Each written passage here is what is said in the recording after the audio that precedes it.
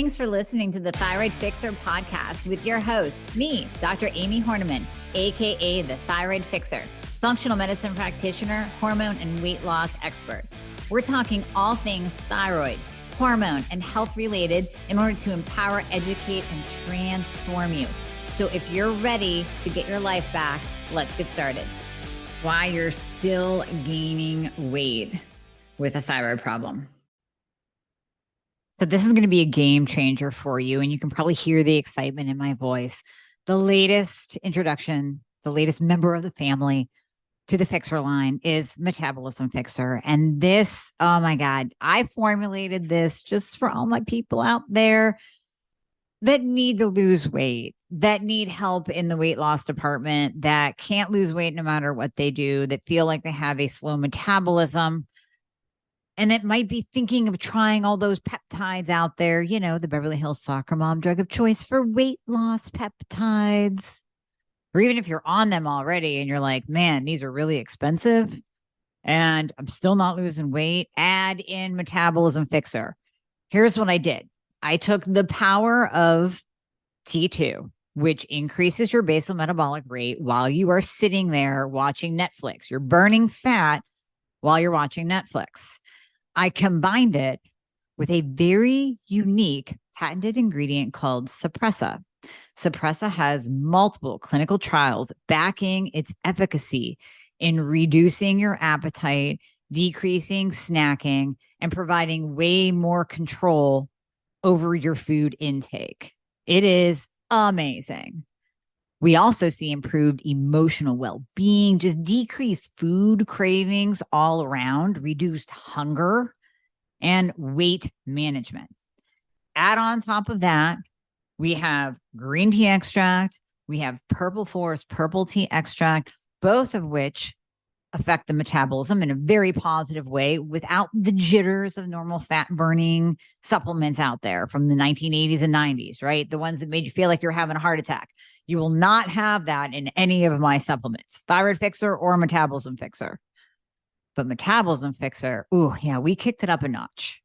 It is in powder form, so you can drink it through your day. It's going to flavor your water. We got orange crush and refreshing citrus. I love them both.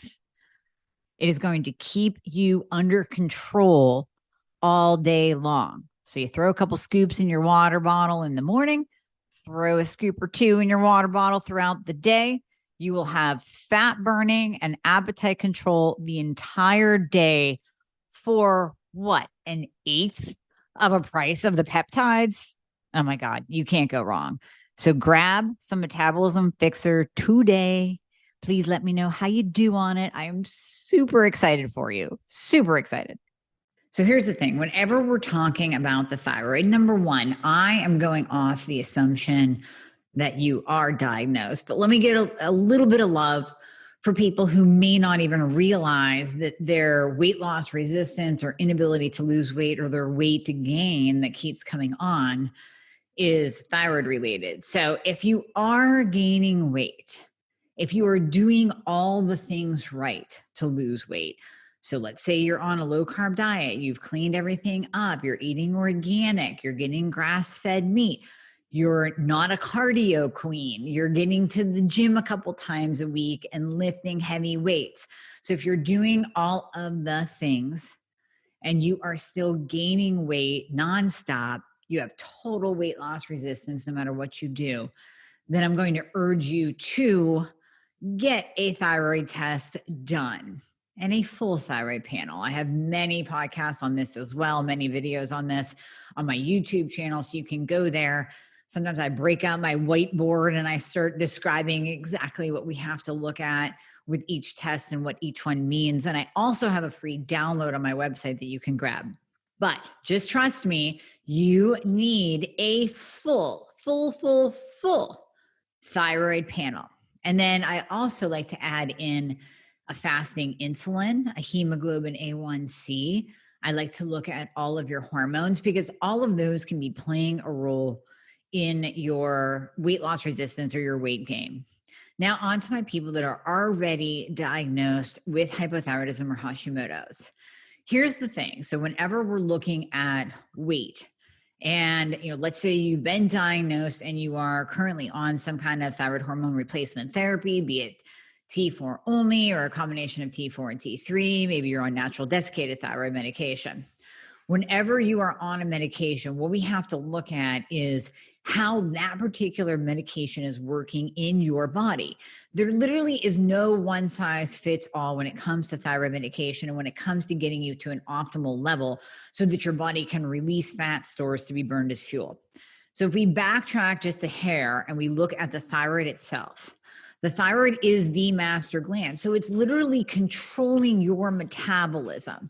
So whenever you have a low metabolism, thus from a low functioning thyroid, everything is going to be low and slow, meaning everything is going to be slowed down to where your ability to burn fat is going to be slow.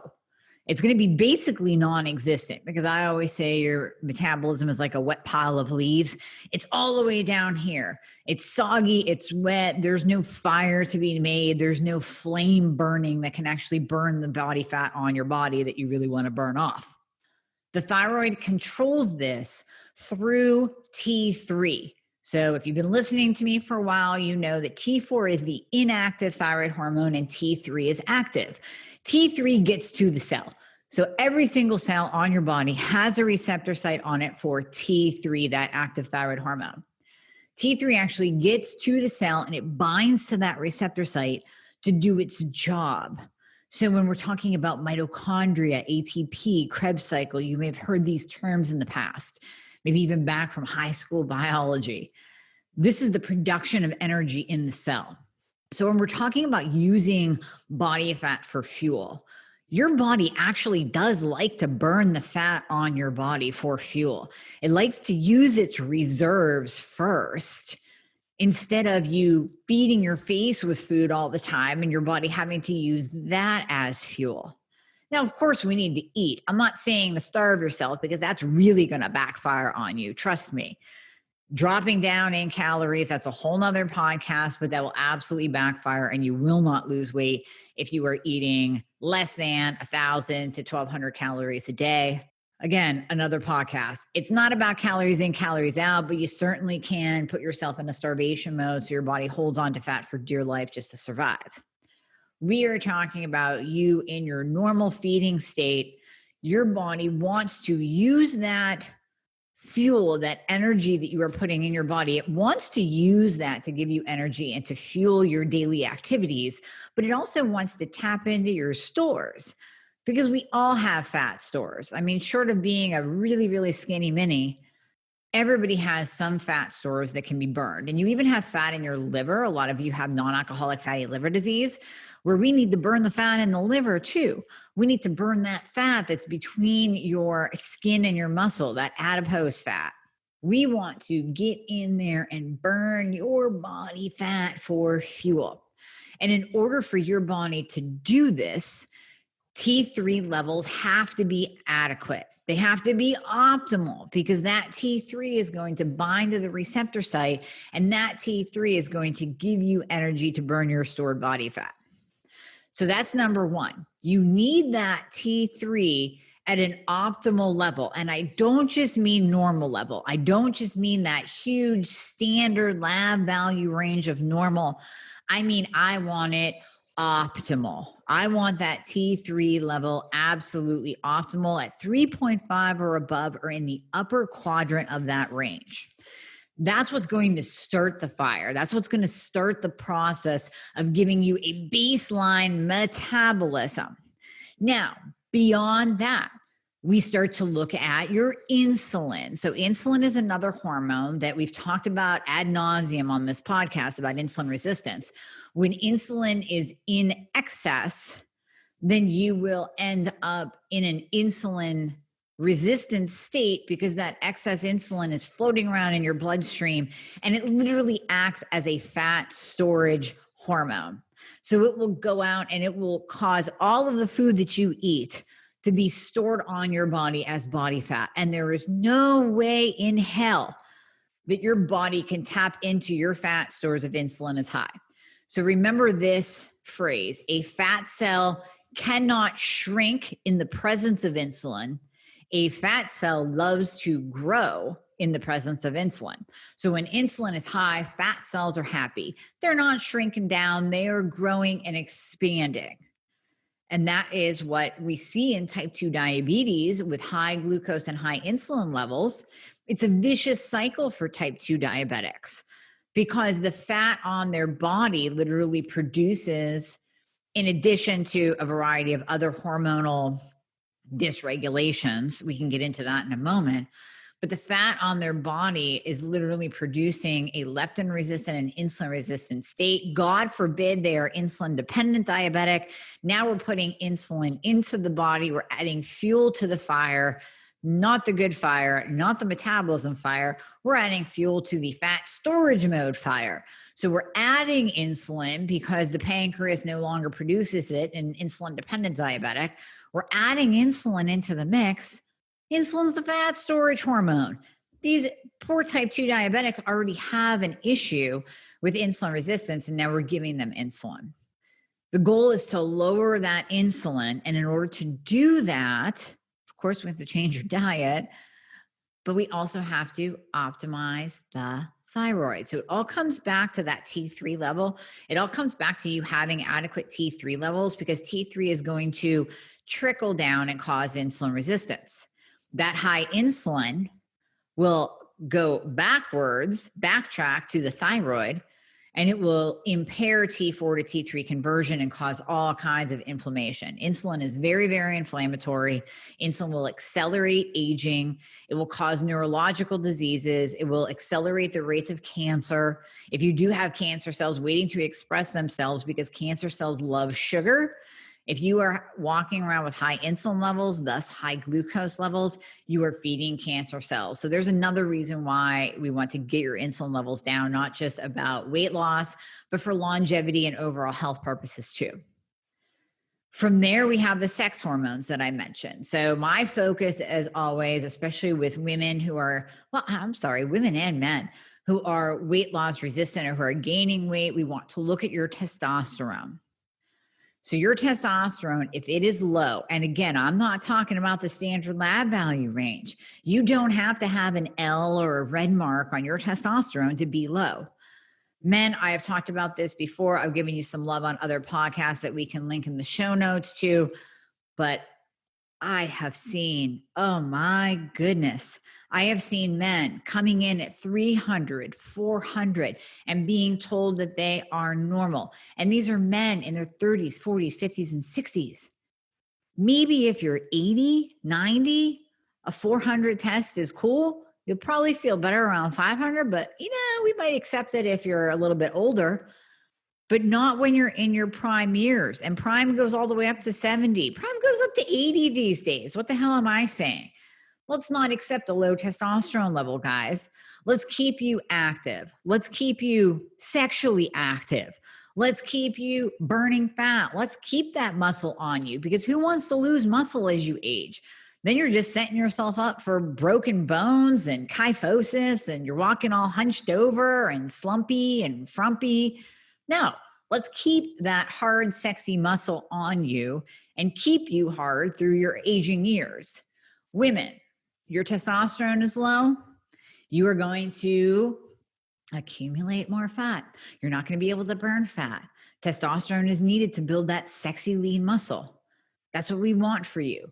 Testosterone is the get shit done hormone. I've said that in many, many podcasts. Testosterone is the get shit done hormone. That's what gives you that drive to get through your day, to get to the gym, to run a business, to run a family, to raise your kids, to take them to soccer, to get groceries, to clean the house, to walk the dog. You need testosterone. Well, testosterone is going to be in the tank if your thyroid's not optimized.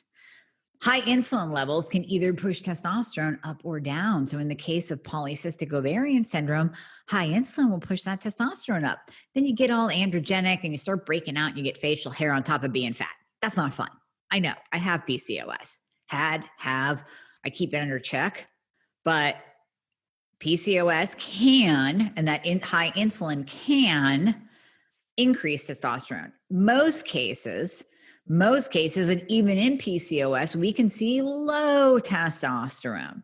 So when that testosterone is low because your thyroid is off and your insulin is high, that is a triple whammy for weight control. That is a triple whammy going against you and going against your ability to burn fat and lose weight. Your body will keep that fat on you for dear life.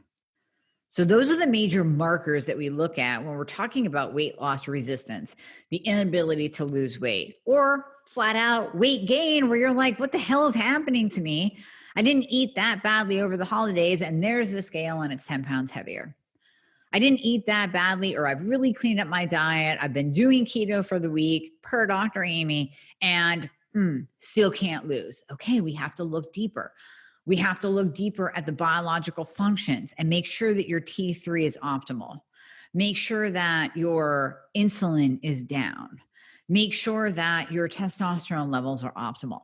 And if I can say one more thing about the thyroid too, going back to that, I always say the two most important thyroid tests to get: free T3 and reverse T3. I got to give reverse T3 a little bit of love here too, because free T3 could be optimal, but you could also have an elevated reverse T3, which then negates the free T3. So let me explain. Let's say you get your free T3 levels back and they just happen to be 3.7, far in that upper quadrant of the range. They're in my optimal range. They fall under every functional optimal range. But then we look at your reverse T3 and it's a 24. And then that's a problem, because you have so much inflammation going on and you're not converting your T4 that your thyroid is making, or the T4 that you are taking. You're not converting that to T3, that active thyroid hormone. You are instead converting it to reverse T3. It's almost like a push, right? So if you can picture, here's this little T4 guy and he's running a marathon. And I always say it's a marathon with hurdles because there's a lot of things that get in the way. And he's running along and he really wants to convert over to free T3. But there's all these things that are pushing him off track. Low ferritin, high insulin, estrogen dominance, not enough iodine. All this inflammation keeps pushing that T4 off track. And this poor little guy ends up not going the right way. He ends up going this way. And he's converting to reverse T3. And that reverse T3 is literally shutting everything down, because reverse T3 is your survival mechanism. When reverse T3 is high, your body is in a survival state. It's saying, listen, Mary, you don't have to burn fat today. You don't have to grow your hair. You don't have to have good hair. You don't have to have energy. You don't have to think. You just have to survive. Reverse T3 was built into us, and it's brilliant. Because if we're in the ICU, if we're in the ER, we want our bodies to protect us. We want our bodies to work really hard to allow us to live. But if we're not in the ICU, if we're not in the ER, and we're walking around trying to live life, as I always say, we don't want reverse T3 high, because that will impede weight loss. Absolutely, because it's shutting your metabolism down. It's shutting everything down to the point where your body is protecting itself. It's saying, you just don't need these fun functions. You need to live. So when that reverse T3 is high, that is also an issue. So starting at the very top, getting your thyroid optimized is key. That is where you have to start. If that is off, it's going to have a trickle down effect. I would bet money, if you have hypothyroidism and you're suffering and you're gaining weight and you can't lose, that you also have insulin resistance. And I would bet money, male or female, you check your testosterone. And I bet that's not optimal either. And just for an optimal range, if you want to write this down, ladies above a 40, I also have women feel best at 50, 60, 70. Men, you better be above a 600 minimal. Most of you are going to feel better at 7, 8, 900. If you're young, I just had a 24-year-old the other day with a testosterone of, I want to say 500 or 600. No. He should be 1100 all day long. So if your testosterone levels are not optimal, not normal, optimal, then that is going to impede weight loss as well. All right. I hope that this has helped you all with your weight loss frustrations, it's not going to help with your weight loss efforts unless you get checked and you get on the right treatment plan and you're working with somebody that knows what the hell they're doing. But at least this is giving you those nuggets so that you're not floundering going, what else can I do? Maybe I'll go to the gym 3 times a day. Maybe I'll starve myself and that will work, because I know some of you are doing this and that's going to backfire on you. It's as simple as getting that thyroid optimized, getting the insulin down, getting your sex hormones balanced. We didn't even get into progesterone and estrogen. I know. But if you focus on those, you will improve. I promise you will improve. And if you're on any kind of T4 medication, if your doctor is not testing that reverse T3, if they're not testing free T3, I want you to run far away, run far away, because that doctor does not know what they are doing. You can try to go to them and convince them. Many times I will work with patients and we will work with their doctor because they want to stay with him or her because they like them. And then that doctor may actually want to learn more to be able to help his or her patients better. And that's fantastic. We can totally work with that. We can do that. But if you hit a wall, if you go, hey doc, I really want my reverse T3 tested, I really want my free T3 tested, and you get to know it's time to get a new doc, because you're just going to be stuck in this vicious cycle of weight gain and you're never, ever going to feel better. So thyroid optimized, insulin, testosterone, those are your big weight ones. Weight. And then we could easily do another podcast on energy, brain fog, constipation, and all that fun stuff that goes along with hypothyroidism. But take these tools, take these nuggets, start ruminating on them. Don't blame yourself. It's not your fault if you're doing all the things right. Hey guys, thank you so much for listening to the podcast. I hope you loved it. And as always, if you would be so kind to leave a review if you are listening on Apple Podcasts, that would be absolutely amazing. I read all of them. Also, anything that you hear on this podcast is not intended to diagnose or treat any kind of medical condition. So we always recommend that you check with your medical provider, your doctor, your nurse practitioner before implementing anything that you hear on this podcast. And if you want to find out more about working together, you can click the link below in the show notes to book a discovery call. And there you can be talking to a member of my team. They are an extension of me. They are amazing. And you and I will talk after that once we get you all signed up and you and I get to work together. All right. I hope to see you soon.